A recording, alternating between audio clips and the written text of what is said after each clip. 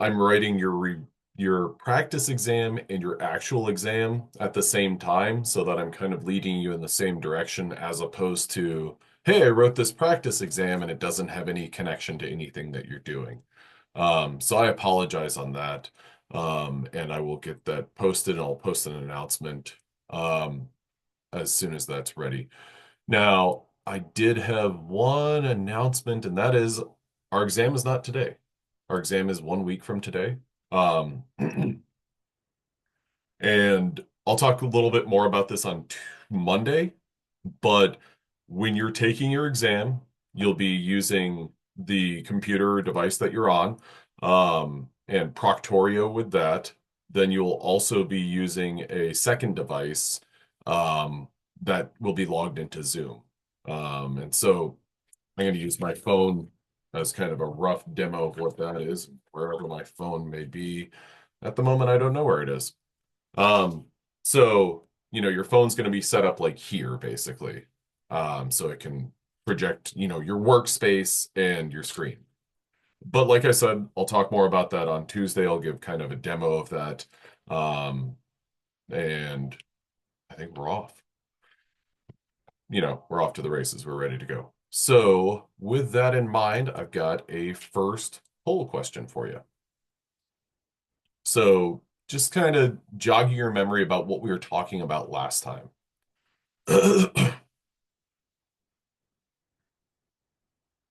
And the question is, what is the mass of an atom that has 9 electrons, 14 protons, and 17 neutrons? To bring in another term, think about the nucleus. What is in the nucleus of an atom?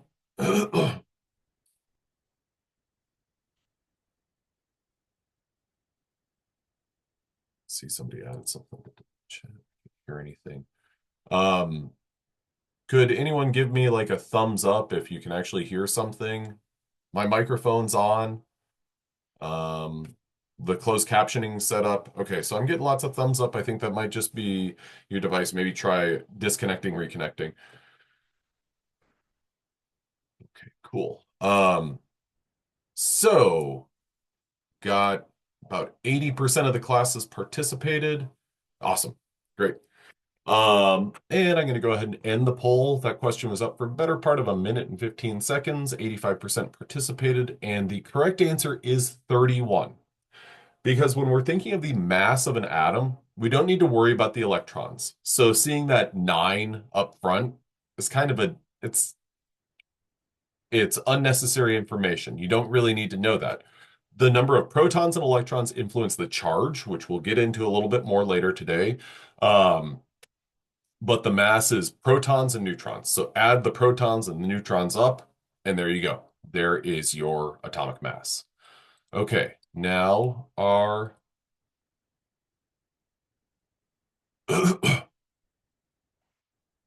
absolutely. So now we've got our next poll question. So go ahead and take the time to answer this one. Two atoms have the same number of protons and neutrons, but different numbers of electrons. What are they? Are they isotopes? Are they atoms? Are they ions? Or are they neutroids? And I'm pretty happy with the way that the responses are trending for this one because we've got about 64% answering correct. Let's see if we can 62%. I bet we can crack 70. Oh, we're going in the wrong direction. Uh-oh. Uh-oh. Now, one of these terms we spent a little bit more time on. I kind of described them the way that I described like different Oreo flavors. They're both Oreos, but they're a little different. Okay, we're at 88% participated. I'm going to go ahead and end the poll. We ended up with 49% of the class answering correct, and that is isotopes. So when you have two atoms with the same number of protons and neutrons, um, or sorry, what am I thinking? Two atoms with same number of protons and neutrons, different numbers of electrons, those are ions. We spent a lot of time on isotopes. We didn't talk about ions because that's what we're going to talk about today. If you have different numbers of protons and neutrons between two atoms, then you're talking about isotopes. I apologize for that. So now we're going to go back and we will go ahead and jump right in to our presentation. So, the correct answer for that last question was ions. When you have different numbers of when, let me write this up on the screen here. Um,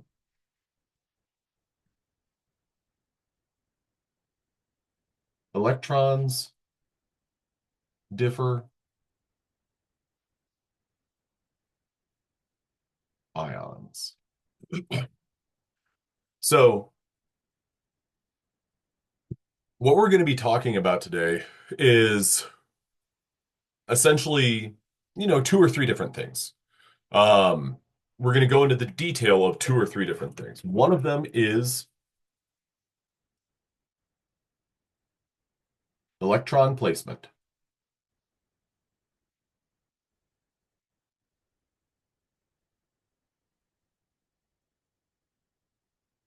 numbers of and types of electrons, and the last kind of big picture item is, well, ions. Okay, so what we've talked about a little bit this semester, and I just want to bring this display back. Um, Last time we were looking at different models for an atom and basically the atomic structure. So where are atoms? And if anyone could add to the chat, there was a dessert that I believe is British in origin that was initially used as a model for an atom. It was the model. Plum pudding. You're absolutely right. The plum pudding model of an atom. Now, is that true or not true? Or is that valid or invalid? Not true. It's been, kind of phased out. And from there, from that plum pudding model, Ernest Rutherford came up with this nuclear theory of a model or of an atom. So there's this idea that there's a nucleus where your protons and neutrons are. And then we had this idea that, well, your electrons are in this cloud surrounding it. Now, has anyone ever heard the phrase quantum mechanics or quantum dot theory or quantum anything? If you've maybe heard that term in, I don't know, a movie or a friend talking about it or something like that, um, that is related to the theory of an atom. Quantum realm. Isn't that Ant-Man? Ant-Man, I think.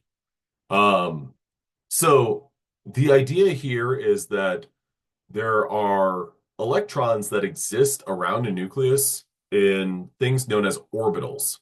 And so the most correct theory or model for an atom um, is known as the orbital theory. And I'm going to show this slide in just a second that I want you to be patient with yourself on. And I can't really, yeah, well, actually, I can. So I'm going to go to the next slide. And what I'm going to do is I'm going to block out some big chunks of it. The reason I'm going to block out big chunks of it is because it's really abstract and complicated. So I'm going to block out all this. Let's undo that one. Let's go. Here we go. So the, and I'll tell you what I want you guys to know from this in just a moment. Um, but I think some parts of this are like accessible. It's something that, okay, I can wrap my mind around that. Um, so a nucleus, considering that a nucleus has, I'm gonna do something. No, I don't. Considering that a nucleus has, I'm gonna, nucleus has protons and neutrons. What's the charge of a proton and what's the charge of a neutron?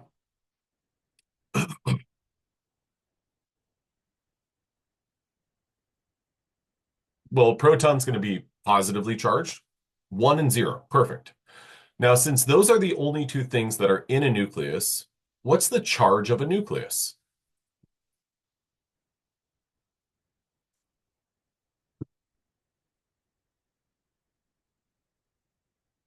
Positive. Perfect. A nucleus has a positive charge.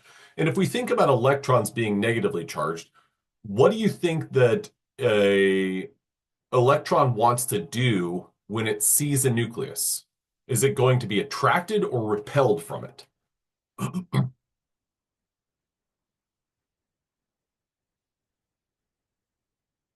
It's going to be attracted to it. You're absolutely right. Okay, so let's imagine I'm going to draw a little dot here, or where these three lines intersect, the X, Y, and Z.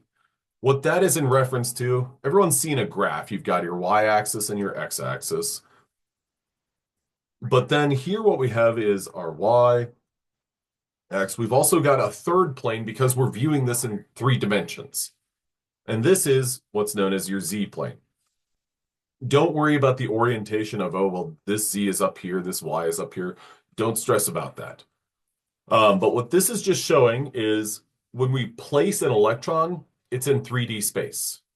And where I've drawn that circle, the exact center point of those X, Y, and Z axes where they kind of intersect with one another, what you're looking at is basically that's where the nucleus is. So your electrons are going to be out here. So let's say that one electron, I've drawn one electron. It seems like everyone agrees that this electron is going to be attracted to that nucleus. Can I get a thumbs up or a yes to kind of confirm that? Fantastic. Okay. Now let's imagine that this is a proton, or sorry, a nucleus and one electron. What do you think is going to happen if we have a second electron? What do you think that second electron is going to want to do to the nucleus? Is it going to be attracted or repelled from the nucleus?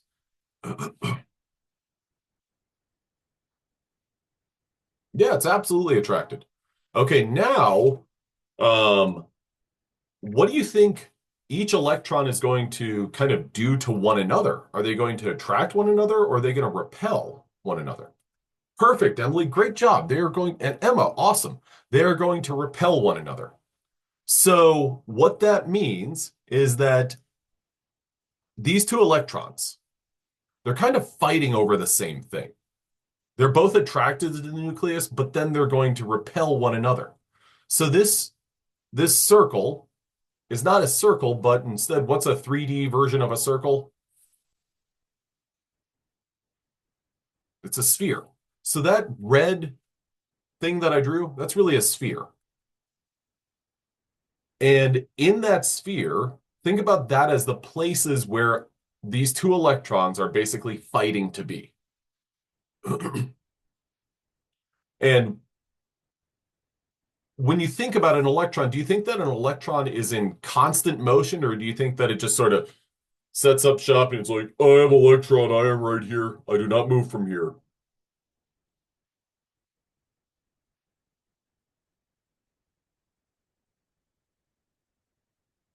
I was waiting for someone to add to the chat constant motion, but I was also waiting for somebody to add to the chat of, did he freeze? Did he lose his connection? So electrons are in constant motion. Okay, fine. So these electrons, they're in constant motion. So think about it as when one of them gets close to the nucleus, what's that going to do to the other electron? It's going to push it as far away as possible. Okay, so then when it's almost like a game of there's a there's a TV show when I was a kid. It was called American Gladiators. It was a really fantastic show where people fought and they played this little basketball game where it was like you had a hoop. Think about the hoop as being the nucleus. And then there would be contestant number one. Think about this as an electron. They would have a ball and they would try to slam it into the nucleus. But then there'd be a person here that was guarding this basketball hoop. And the basketball hoop's like this tall off the ground. So like 3 feet tall, 2 feet tall. And this person's trying to block here, but then there's another person who's the other electron And they also have a ball that they are trying to slam into that hoop. So this person right here is trying to kind of block both of these people. And the blocking person is just kind of the repulsive forces between the two electrons. So these two electrons, they try to get as close to the nucleus as possible, but then they're also repelling one another. So this sphere illustrates where the electrons can possibly be. Can I get a thumbs up or a yes if, okay, I got it? Okay. So what we're doing and what I'd like you to imagine is we're building an atom. Let's say we assemble our nucleus, and that has all the protons, all the neutrons that we need. And then if we've got two electrons, those first two electrons are going to fit in that sphere. And this sphere is known as the S subshell. I might also refer to this as the S orbital. Now, who can think of a good way to remember the S subshell is spherical? Sphere starts with S. Just a little pro tip for you. Does that sound good for everyone?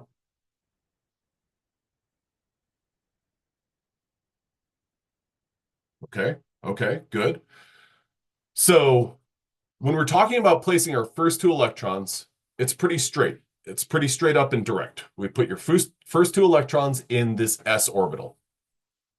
Now, what I said a little bit ago was it gets a little bit more complicated than that. And so what I'm going to do is I'm going to erase this shape, but I'm going to draw in a new shape. So after your first two electrons, when you go on to um, put different or put more electrons into an atom, um, well, it gets a little bit more complicated. This shape right here, and this, I'm going to call these kind of orbs. Well, within this right here, I can put two electrons. But then whenever I want to go to put more and more electrons in, well, it gets a little bit more complicated.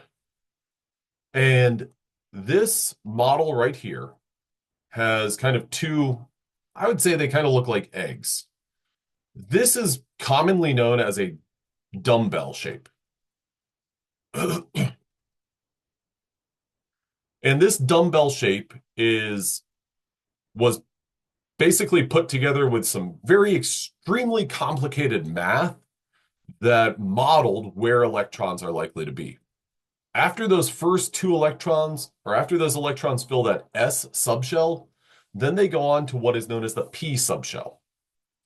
And what we can do is we can say one electron goes in here, one electron goes in here. Now notice these two eggs, what are they aligned with? Which axis? Add to the chat which axis they are aligned with. Are they aligned with the X, Y, or which axis are they on? Perfect. They're on the X axis. Okay, so essentially what that means is we've got a dumbbell where we can put two electrons on the X axis. Now let's look at some of these other models. Let's look at this one right here, the one in the middle. Is that still a dumbbell shape? Add a yes or a thumbs up. I got a yes there. Okay. Now, which axis is this along? It's still a dumbbell, but it's about the Z axis. Okay. So we can put one electron here, one electron here. Emily, that's a fantastic question. The S subshell is unique because it can hold two electrons, because that sphere can kind of encapsulate those two electrons. So I'm talking about adding more and more electrons. That's a great question, Emily. Thank you for asking. Did my answer make sense for you? It's confusing, I know, because it's like, oh, well, there's two orbs here. There's only one orb here. Just keep in mind the S or the spherical subshell can hold two electrons. If you do that, you're going to be in good shape. Sound good? Awesome. Awesome. Okay. Now, last but not least, and I'm not going to ask for a yes or thumbs up on this one, but instead I'm going to ask, which axis are these two orbs aligned with? Perfect. They're on the y-axis. Okay. Now, in each one of these orbs, we put one electron. One electron. So this p subshell, when it was along the x-axis, how many electrons did we put in kind of these two orbs on the x-axis?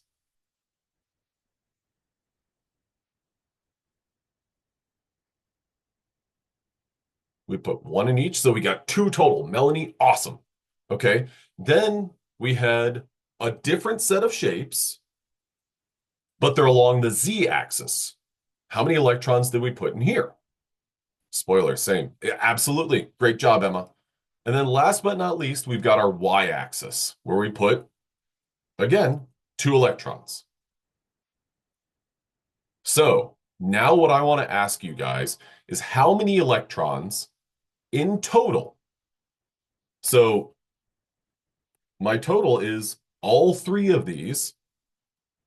So in total, how many electrons can fit in the p subshell? Emma, Haley, you guys, you stopped me from even finishing my question, but you're absolutely right. And Melly, okay, you're absolutely right.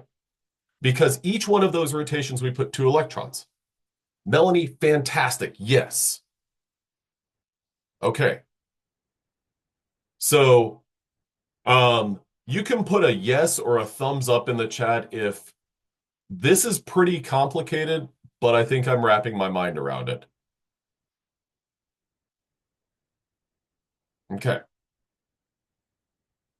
So, what I want you to do before I show you the next one is I want you to look at this and think, okay, I've got one model right here, two electrons. Then here, I've got how many models? And how many axes? Three. I got a private message for all p subshells. Is it three separate ones like this example equaling six? Yes. Yes. Okay. Emily, you're absolutely right. We've got three models. So what I want you guys to do is think number of models, however many models there are. Like let's say I showed you, hey, there's this subshell where there's 65 different models. And in each one of those models, I can put two electrons. So if I had 65 different models about the X, Y, all these different axes, how many electrons could I put in total? 130. Emma, again, you beat my question. You you answered my question before I asked it, but you're absolutely right. Fantastic. Great job. Great job, Emma, and great job anyone else who is sitting at their computer going like this. Because you're right, it's 130. So I want you to think anytime you see a model or any one of these models, two electrons go in there.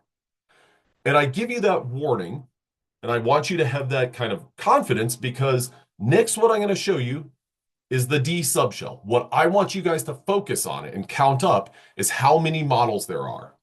So in just a moment, I will erase. Val, you're absolutely right. Only two electrons. So how many models do I have in the D subshell? Five. Since there's five models, how many electrons can I put in total in the D subshell? 10. Done. Okay, now is anyone ready for the next one? Okay, here it comes. Count up the models. And first is going to be how many models there are. And then the next is going to be how many total electrons can fit in there. In all of them combined. Our F subshell here. 7. 7 models. How many electrons in total? Done. Okay. Can I get another thumbs up or yes if Okay, yeah, this is really abstract, and looking at those shapes kind of is confusing, but I'm feeling it. Okay. Okay, just got a question that I missed. How come there are more than two orbs? Fantastic question. So, Melanie, that is a great question. And the so what this is all about is basically predicting where an electron is.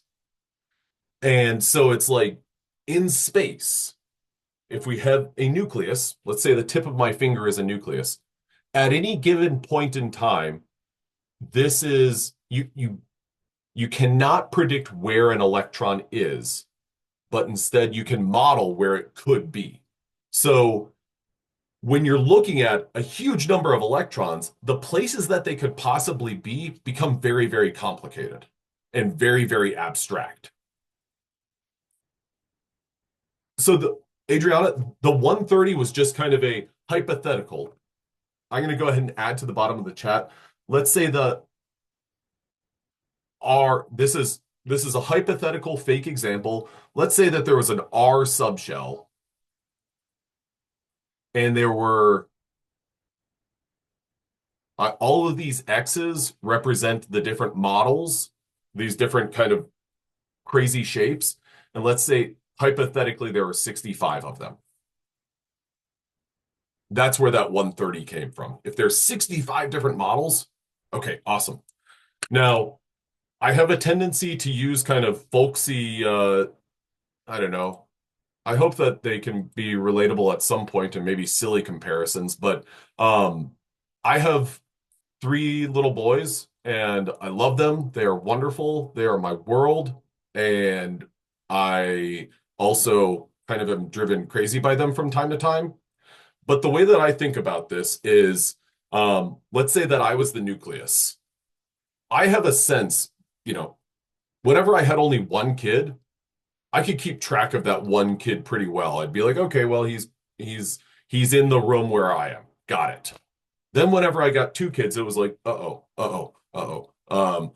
They're fighting with each other. They both want my attention. How do I do that? And so then it was like, I can keep them within this S subshell.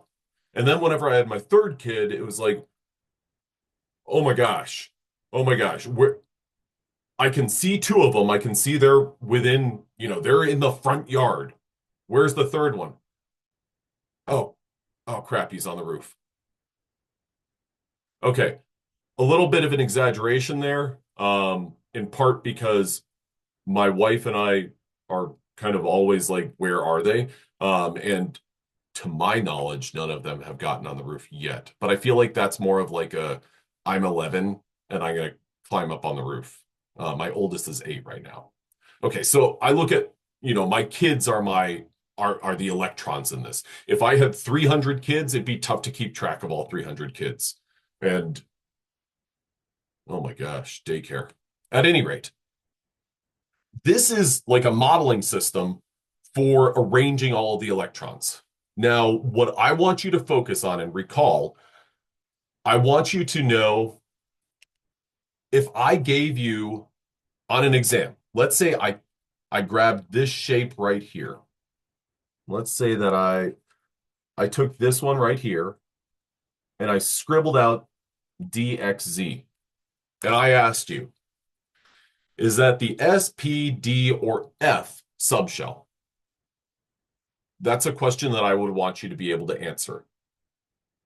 So, what I would recommend is coming up with like simple descriptions of the shape. S, sphere. P, dumbbell. D, I always call this the double dumbbell.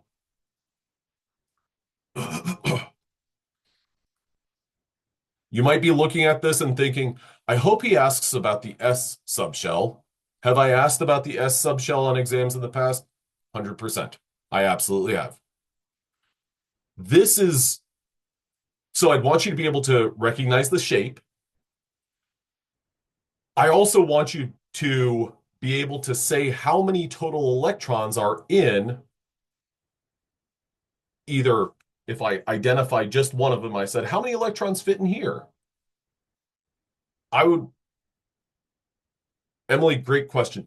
Um, the chances that I'll ask about the F subshell are very low because in just a second, I'm going to show you more likely the question that I would ask.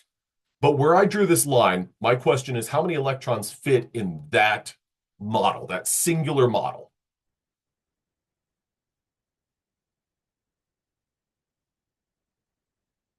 Each model holds how many electrons? Just two. Fantastic.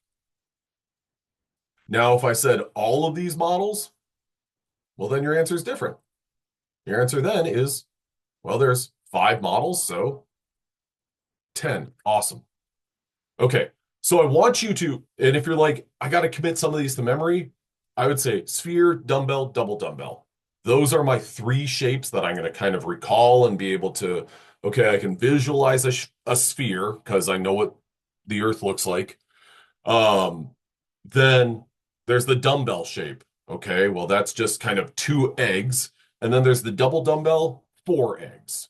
Um, this next slide shows the organization of the periodic table.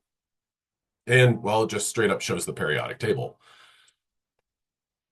This is taking those models and applying them for all of the different elements. What I want you to know is to be able to identify the different blocks on the periodic table. So this right here is the S block. This middle section right here is the D block. This section over here is the P block. And last but not least is the F block. Now, thinking about the F subshell, how many different how many different models were there in the F subshell? And if you've got the PowerPoint and you want to toggle back, go for it. There are 7. How many electrons can fit in total in the F subshell? 14. Okay, now go with me on this one. The F block, let's see how wide it is. 1, 2, 3, 4, 5, 6, 7, 8, 9, 10, 11, 12, 13, 14, 15. Okay, so this F block aligns with the F subshell. The reason that it's 15 is because the periodic table, notice this little cutout right here. Well, the way that the periodic table works, the way that we see the periodic table right here, where it's like this section down at the bottom, if you were to lay everything on the periodic table out, it looks like this.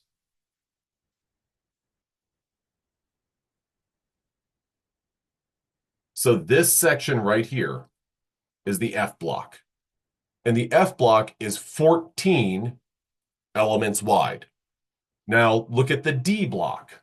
How wide is the D block? 1, 2, 3, 4, 5, 6, 7, 8, 9, 10. How many total electrons can fit in the D orbitals or D subshell? 10. So what I would work on remembering and kind of grouping together the number of models that each of these subshells have, and then I will ask you a question looking at the periodic table. What I'll do is I'll say A, B, C, D. Which one of these is the D block? And I'll do it. I just came up with this question off the top of my head. And anytime I say, which is the D block? Well, there's a natural inclination when you have a multiple choice test to say, oh, it's answer D. In this case, well, it would actually be B. I don't like to do that sort of question, so I would come up with a different question based on that. But think about grouping those things together. How many total electrons can fit in a subshell, and how wide is that block on the periodic table? Okay. So the significance of this, those orbitals were all about what with respect to electrons? It was all about kind of, or actually, what does everyone say about real estate? The most important part about real estate is location, location, location. That's what we're talking about. Where are these electrons? Is an electron in the p block? Is an electron in the d block? Is it in the p subshell, d subshell, f subshell? That's what we're working on figuring out. Now, so if I were to go back and say electron placement, I want you to know these are all of the different places that electrons can be found. These are all the different models where electrons are. And if I jump ahead and I say, I'm going to give you a hypothetical. This isn't a poll question, but add to the chat this right here. This is, I've just circled Einsteinium. Einsteinium has a symbol of ES, and it's got an atomic number of 99. Okay, so 99 tells you how many what does Einsteinium have? 99 protons.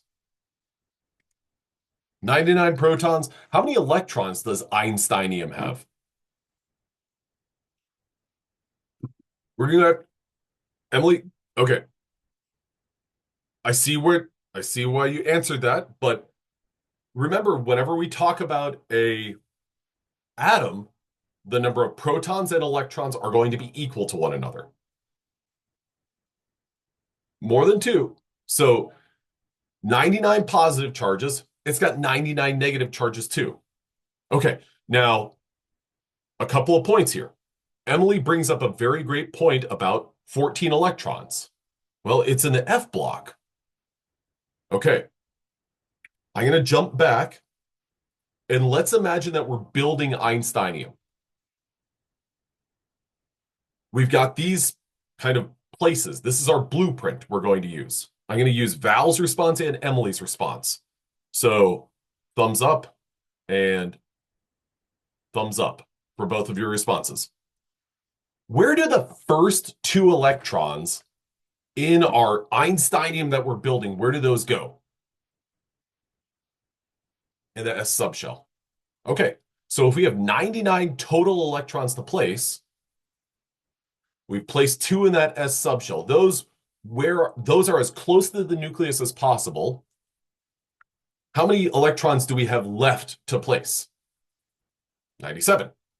Okay.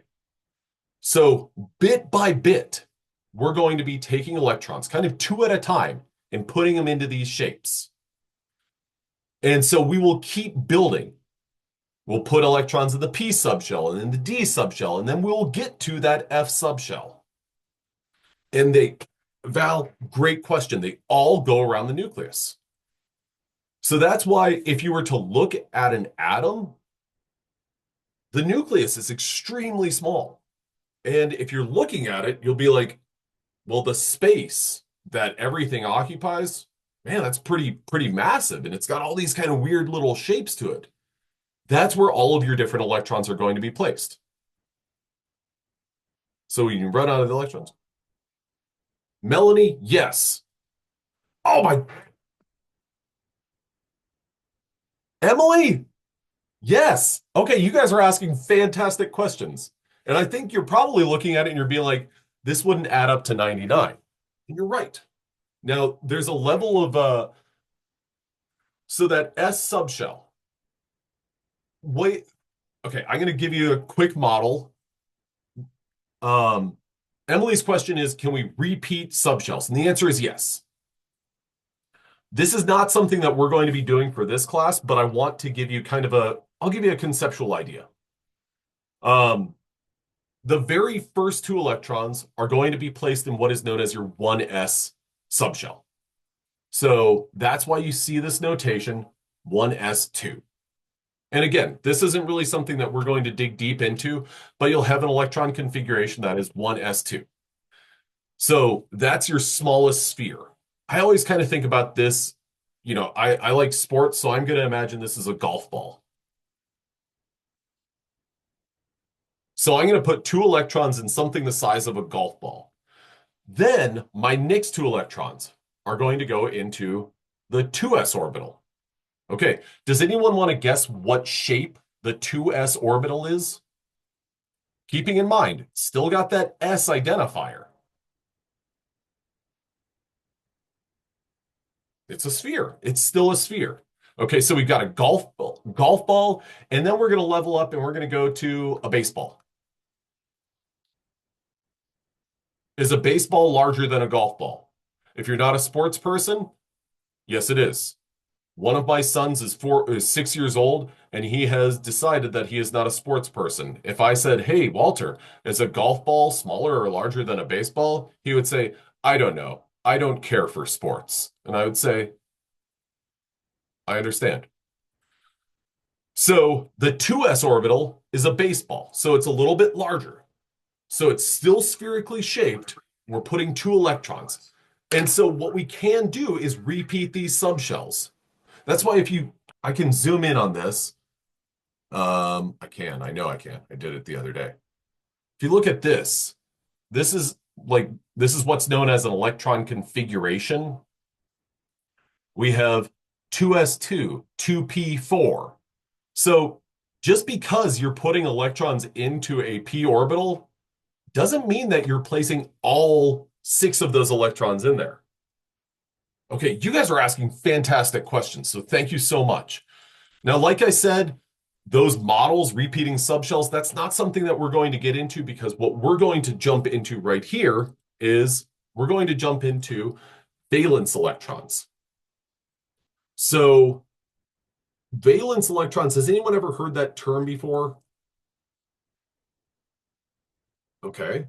And if you've heard that, I'm guessing that it was probably described to you as, well, your outermost electrons.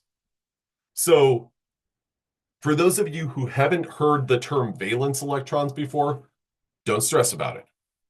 Think about this as, again, this is like your valence electrons are your outermost electrons.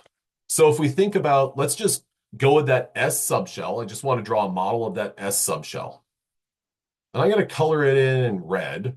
And keeping in mind, this is on the X, Y, and Z axis, so it's a sphere. Then I'm just going to go ahead and jump on to my P subshell.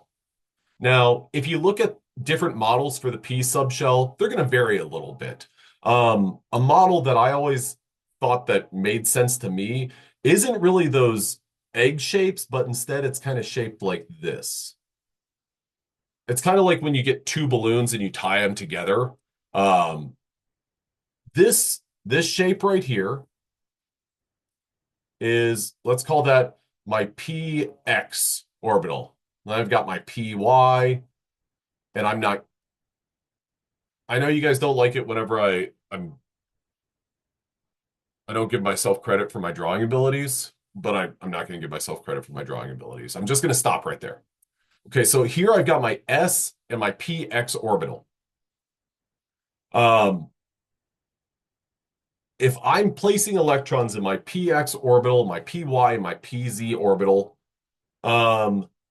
which electrons are going to be closest to the nucleus? The S or the p orbital or p subshell electrons? S, you're absolutely right. Okay. Now, if we're talking about our outermost electrons, those are going to they're going to be in that p orbital or that p subshell. Now, one question, so there's your valence electron. So I would say valence electron right there or right there. There's a pair of valence electrons. They are farthest from the nucleus. What that means is that they can be used for bonding. At this point in time, what I want you guys to know is that your valence electrons are your outermost electrons. Now, there's a useful way to learn your valence electrons and the numbers of valence electrons by looking at the periodic table. And to do that, and what you see on the periodic table is you see numbers above each one of the columns. This is 1, 2. And then we've got this block in the middle. These are known as our transition metals. And we kind of skip over our transition metals. But that goes 3 to 12. Then we got 13 through 18. The highlighted number here, or sorry, the 1, 2, 13 through 18, these are known as your main group elements. And one thing about that has to do with their relative abundance, like how common they are in the world and in the universe. What I want you to know about those, and honestly, what I do is, since I have young kids, like my 4-year-old, he knows how to count to 100. And you might think, ooh, wow, impressive. And I think that because he's wonderful. But I remember whenever I was 4 and I knew how to count to 100. 1, 2, skip a few, 99, 100. Kind of the same thing here. We go 1, 2, skip a few, 3, 4, 5, 6, 7, 8. And we look at the second digit in each one of those groups on the right-hand side of the periodic table and the left-hand side of the periodic table to identify how many valence electrons an atom has. So I've got a poll question looking at that. How many valence electrons are in carbon? Is it 14? Is it, and keep in mind, valence, your outermost electrons. Does that mean all of them? Spoiler, no. For valence electrons, what we are looking for is we want to see the outermost electrons. Now, you might look at this, or what I don't want you to do is say, oh, well, 1, 2, I'm going to skip those, and I need to, and this is one of the things that folks will do is they'll say, okay, 1, 2, 3, 4. Oh, but I don't count the S bulk. No, absolutely, you count those. This second digit here, 4, tells you how many valence electrons everything in this column has. How many electrons does this atom have to participate in any sort of bonding? Now, I'll ask a similar question, not as a poll. I'm going to give you guys the response. I've ended the poll. I'm going to share the results. As a kind of follow-up to this, results sharing. Okay, now they're sharing.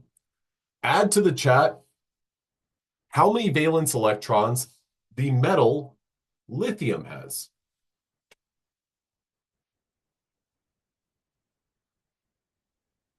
One valence electron. Absolutely. 1 valence electron. Okay. Fluorine. Add to the chat. How many does fluorine have? 7. Great job. Now, it's tempting, and looking at the responses from the question, I had 2, 4, 6, 14. Okay. 14 is a tempting number because it is in column 14 of the periodic table. But we don't need both digits. We only need the second digit. 6 is tempting because is 6 significant in the count of electrons for carbon? It is. Because carbon has a total of 6 electrons. But your valence electrons and your total number of electrons are rarely going to be identical. Can anyone tell me an atom, and spoiler alert, there are 2, one of 2 atoms where the number of total electrons and valence electrons are the same? Give me the symbol. Haley's absolutely right. Hydrogen. Hydrogen has 1 valence electron and 1 total electron. Its outermost electron is its only electron. Helium. Oh, not Be. Helium, He, has 2 total electrons and 2 valence electrons. Beryllium, Emily, I'm happy that you brought that up. Beryllium has a total of 4 electrons, 2 valence. Only two valence. Does that make sense, Emily? Okay. Okay. Awesome. All right. So valence electrons versus total electrons. We're asking two different things with the exception of hydrogen and helium.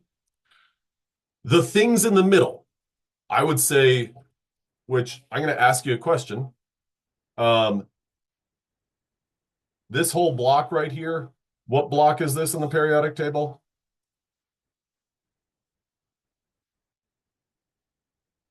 The D block. Okay, that block in the middle. The number of valence electrons that those elements have, pretty variable because they do lots of different things. Then down here, which block is that? Same story, but which block is that? The F block. The D block and the F block, they're kind of all over the place in terms of the total number of valence electrons and the total number of electrons they have. But the S and the P block, those are the ones that make up the main group elements, and those are the ones that I want you to know best. Okay, how are we feeling about electrons and their placement? Can I get a thumbs up or a yes or a Y? Okay, okay. For a second, I looked down at the chat and all I saw were Fs. And I was like, oh no. And then I was like, oh yeah, what was the last question that you asked, Joel? It was about the F block. So I was scared that everyone was like, F word. And I did just say F word, but I didn't say the F word, which is something that's complicated with my kids. They're like, I say, don't say the F word. And they're like, then they will just use the phrase F word. And I'm like, no, also not that. Because anyway, it's complicated. Parenting. I don't know if anyone's ever thought that it was easy. I know, I know. And the thing is, my wife is an attorney, so they're very like technical and they're literal, and they'll be like, but you said I couldn't say this. And I'm like, and thankfully I have my wife because between the 99 of us, I'm not, don't tell anyone. I'm not very smart. I'm much more reactionary. And so I'm like, I'm getting angry. Anyway, so that's where our elements are. Now we've talked about the breakdown of the periodic table a little bit. On the left-hand side, those are the whats. Really, we can divide the periodic table between metals and nonmetals. On the left-hand side, which I'm going to draw a big circle around that, these are predominantly our whats.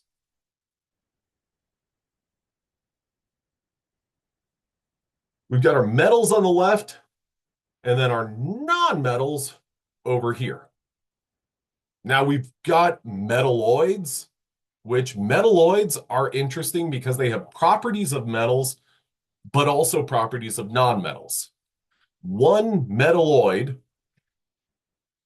that is good to be familiar with is this guy right here, silicon. Now, whenever I say silicon, I'm emphasizing that because that's not the same as silicone. Silicon is a valuable metal or a valuable material. It is a metalloid. Now, can anyone add to the chat a property, a physical property of a metal? And I'll give you a little bit of a clue. Well, density is a physical property. Conductivity. Metals are great conductors of electricity and of heat. Now, melting point, great, yes. Malleability. They have all these great physical properties. Now, nonmetals, on the other hand, has anyone ever been like, oh, this is great, I'm going to get my oxygen extension cord so I can plug in my oxygen-based extension cord to power my laptop? I have never heard that. Why is that? Because oxygen is a non-metal. Yeah, I said oxygen. I was just thinking of something bonkers and off the wall. Sorry about that. But just like that's not something that oxygen does. That's something that, or that's not something that non-metals do. They don't conduct electricity well. They don't really do it at all. Can you get solid oxygen? Yeah, at the right temperature. Can you get liquid oxygen? Yeah, at the right temperature. But oxygen's a gas at room temperature, so it's not going to conduct electricity well. It's not going to do many of the things that metals do well, non-metals are not going to do well. Metalloids, silicon.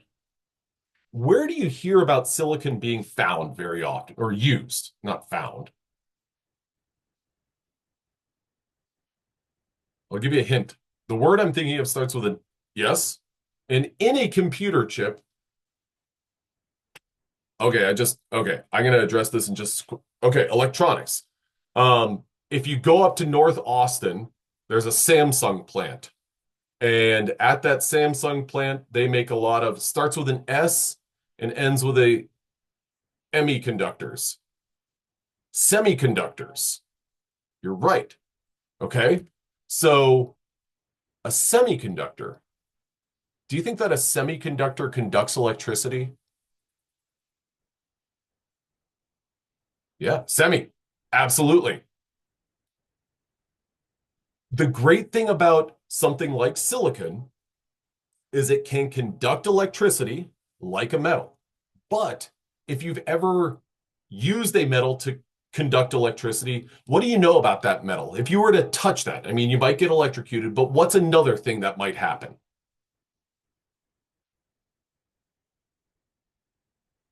I'll give you a hint. Might get burned. Absolutely. It's going to get hot.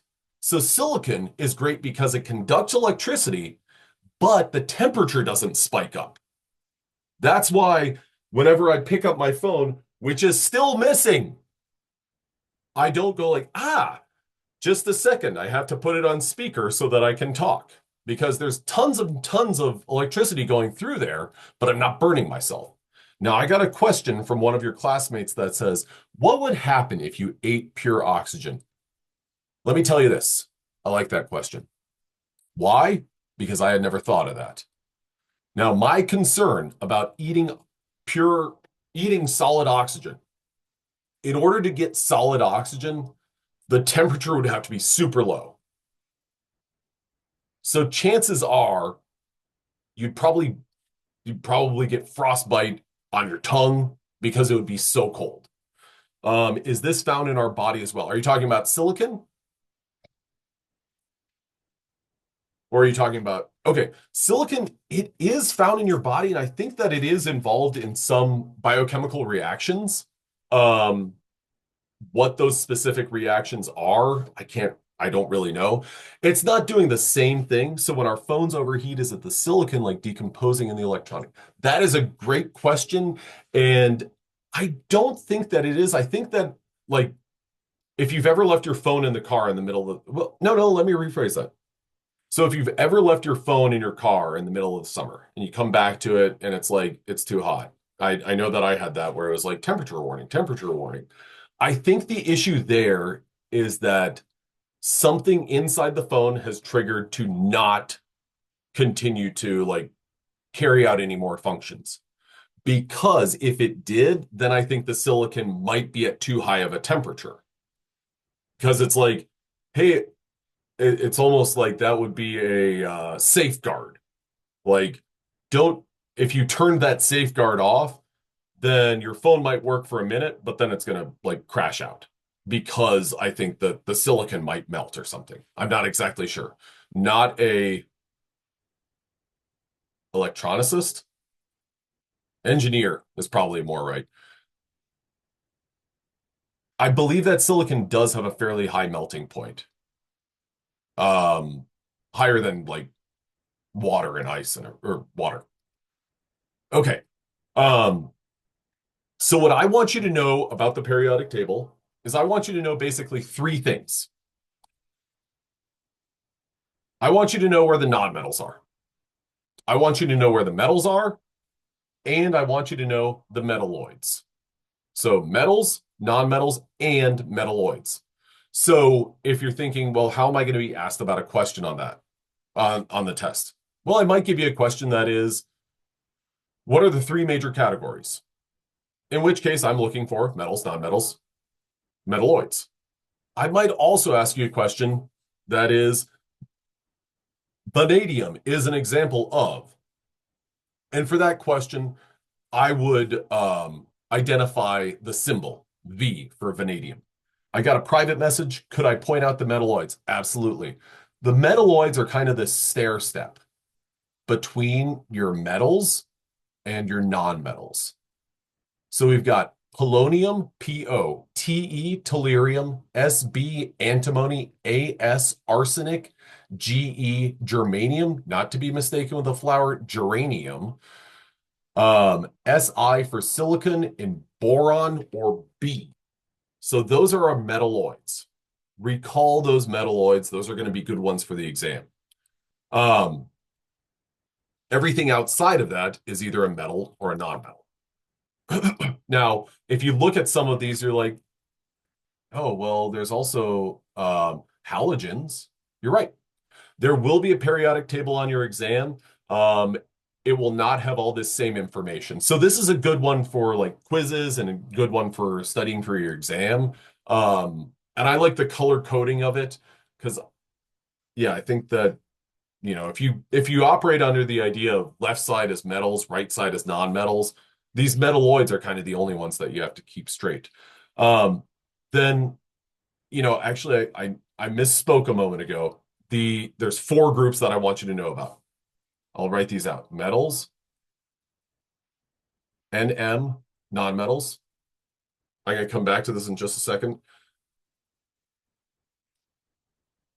Moids or moids or metalloids. And then last but not least, um, whenever I think of a monk, yes, I mean someone who lives in like a monastery, I think of two things. I think of the band the Red Hot Chili Peppers because they at one point, I think they're like nicknamed the Funky Monks or something like that.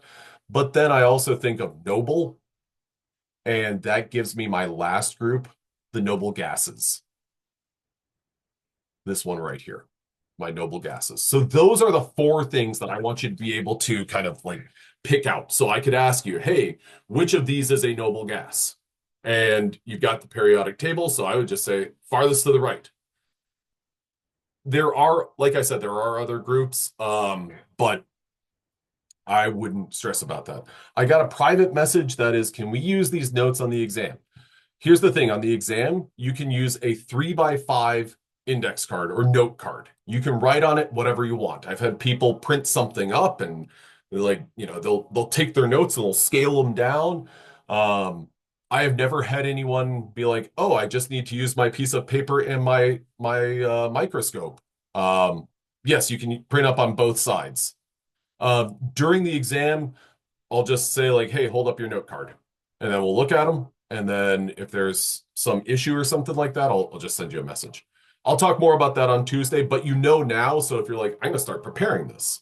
And after your practice exam is posted, that will probably help out a little bit of, the uh, editing of your document. Okay. So noble gases, that's absolutely right, Val. That very last row. Now, one thing I do want to make sure that you see is, does anyone see this white void or white space between kind of those two rows at the bottom and the rest of the periodic table? Okay, that is intentional. So if you were looking at the periodic table and you were like, oh, is lawrencium, what is that a noble gas? Let me ask you that based on what you see here. Is lawrencium what I just circled? It is not a noble gas. You're absolutely right. So I want you to make sure that you don't get confused by that because this model of the periodic table might be a little bit different from what you see on your actual exam because these right here might be shifted over to the left a little bit just to kind of give more clear separation between them. Okay, now how are we feeling? Give a thumbs up or something to the chat if we're feeling good. Okay, so I'm going to go back to slide one just so I can rehash what we've done. We've done a lot today. We've talked about electron placement. Where are they? The different subshells. Numbers and types of electrons. The two biggest things there are total number and valence. Valence can be determined from the periodic table. Now we're getting to the last thing, and that is ions. While I'm getting there, I've got a poll question for you that won't take too much. I need step ladder. Okay. We are, so we got that. Then what we are going to do is just 1 second. Okay, so I will be right back in about 15 seconds, 20 seconds, 30 seconds.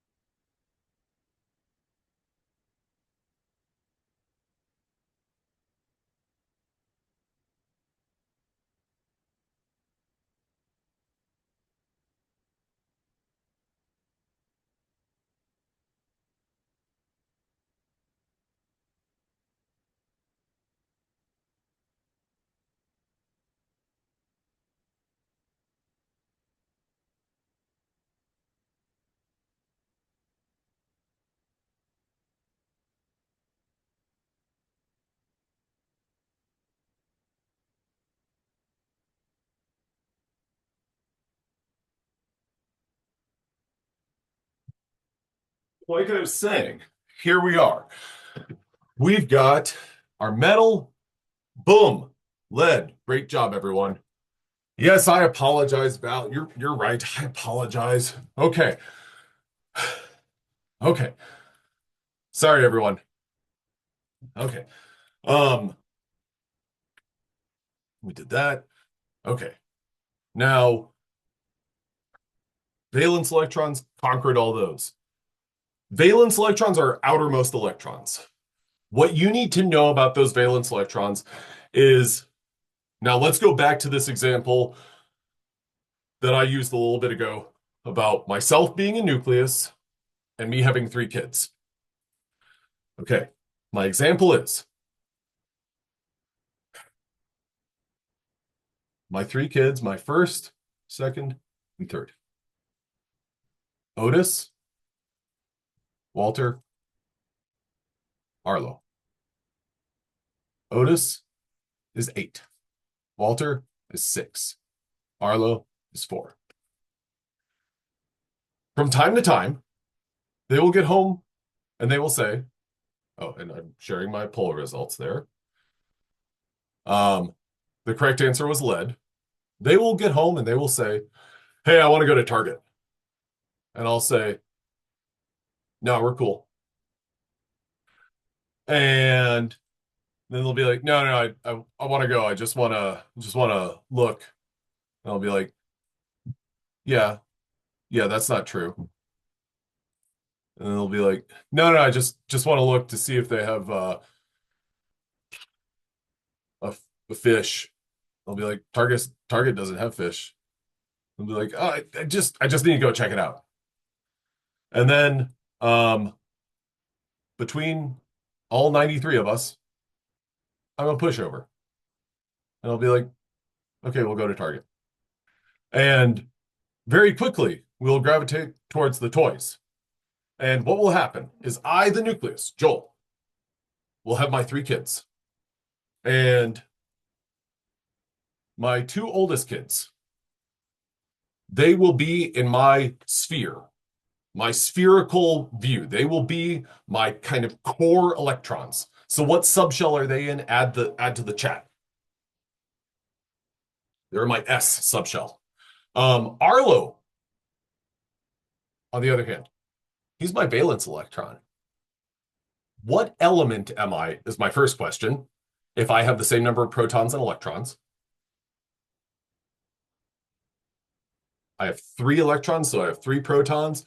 So what element am I? I'm lithium. Lithium. Perfect. Okay. Oh, I saw somebody added aluminum. Close. Arlo is my third electron, and he is my valence. So I only have one valence electron. I hope that makes sense. Now, with that said, I'm at Target. We're walking around. Um,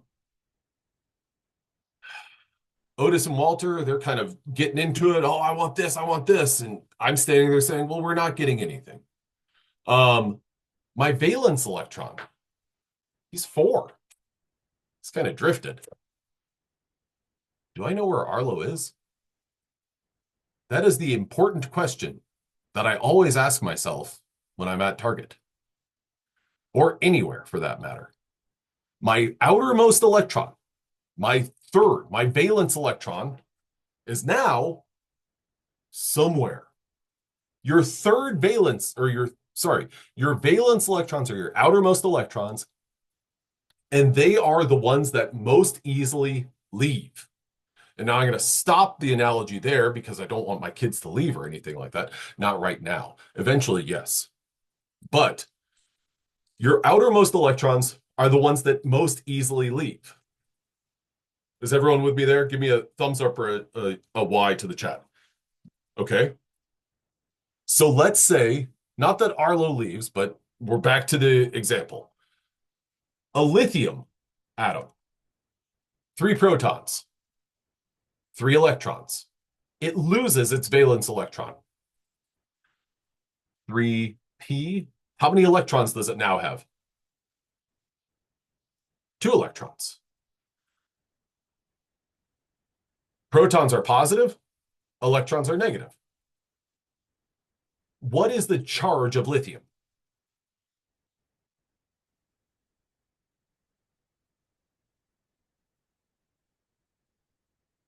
Positive. It's +1. Total number of electrons that Li plus has is 2.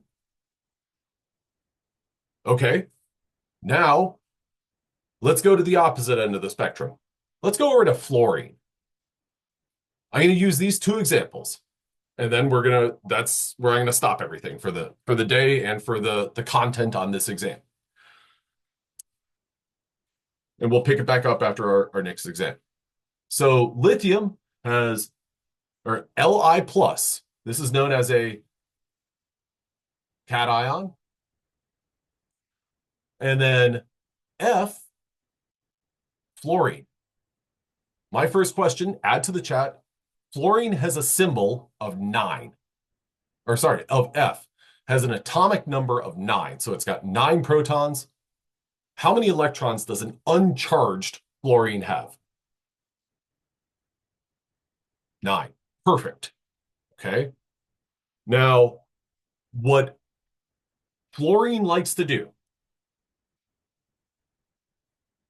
and what everything likes to do, or what every element likes to do, is to get to what's known as a noble gas electron configuration.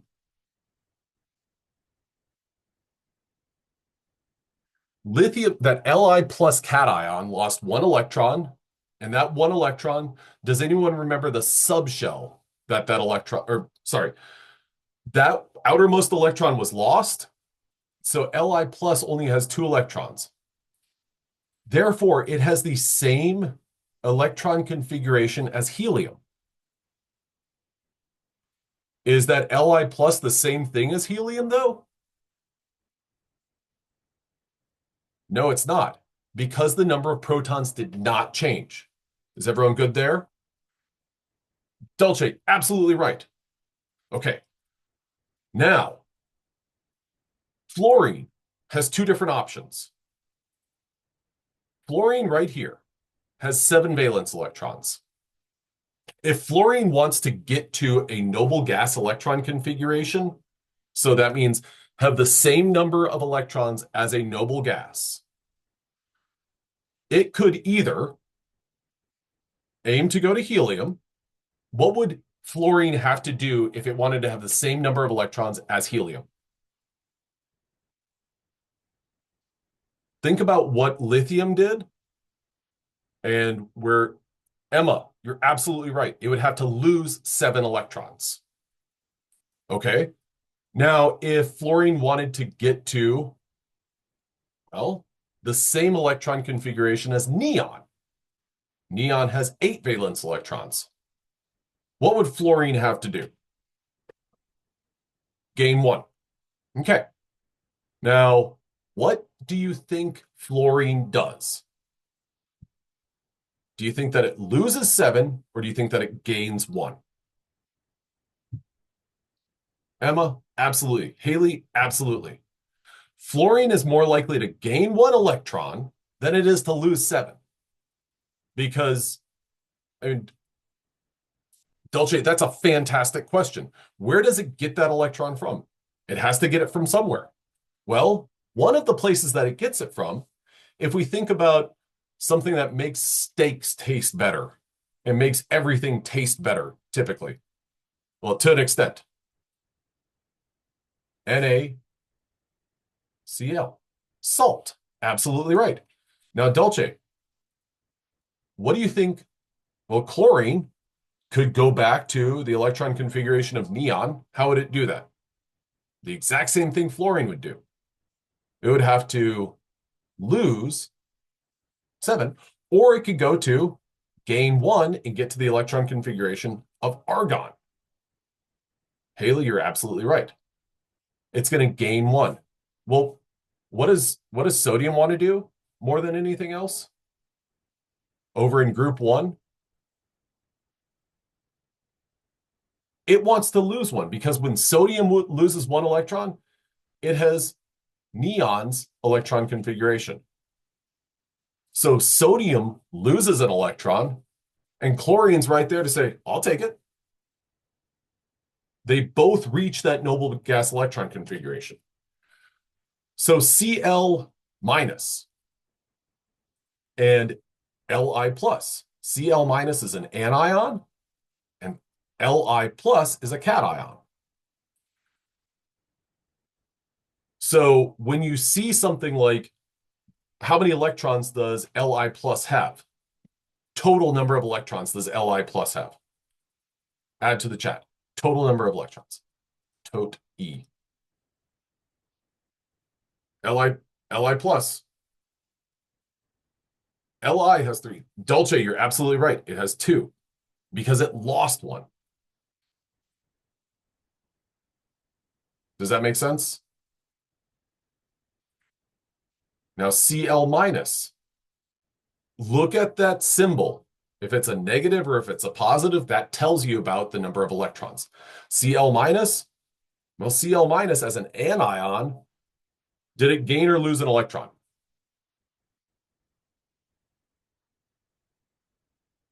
It gained 1. And so to kind of put the math together, you say, okay, well, that right there indicates that it gained 1. It has 17 in it. Well, its basic form has 17 electrons. So 17 plus 1 is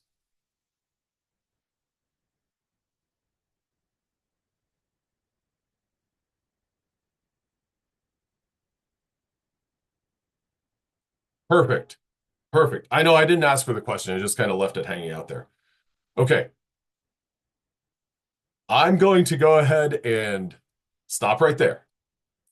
On Monday, well, first of all, if every time that I refer to Monday as Tuesday, I apologize. I know that our class is on Monday.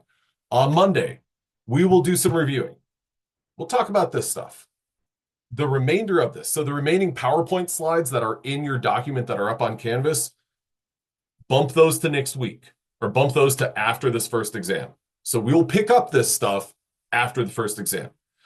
This slide right here, slide number 12 is what I've got it as. This is where exam 1 content stops. If you look at some of the future slides, you'll be like, oh, well, I could have answered that. Yeah, probably.